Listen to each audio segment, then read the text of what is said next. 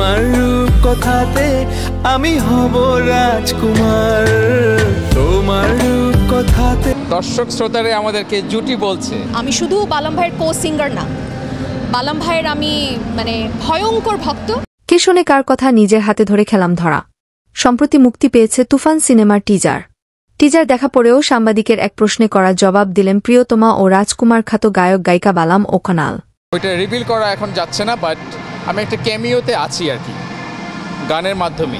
সাংবাদিক জিজ্ঞাসা করেন কনাল ও বালামকে যে আপনাদের গান তো ভাইরাল, তাহলে আমরা কি শাকিব খানের তুফান সিনেমার মধ্যে আপনাদের দুই জুটির গান পাব? এমন কথা শোনার পর শিল্পী কনাল বলেন সেটা তো সারপ্রাইজ থাকুক, আমরা চাই। সব কথা বলতে নেই, কিছু কথা বুঝে নিতে হয় বলে কনাল তার কথার মোড় ঘুরে নেন।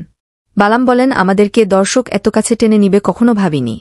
আর আমি প্রিয়তমা বা রাজকুমার দুইটি সিনেমার কণ্ঠ দিয়েছি যার ভিউজ বর্তমান কোটি পেরিয়ে গিয়েছে। শিল্পী কনাল বলেন আমি অনেক হ্যাপি বালাম ভাইয়ের সাথে কাজ করে। আমি আমার ফার্স্ট গান করি সিনেমা জগতে, লাল টিপ সিনেমা দিয়ে আমার সিনেমা জগতে যাত্রা শুরু হয়।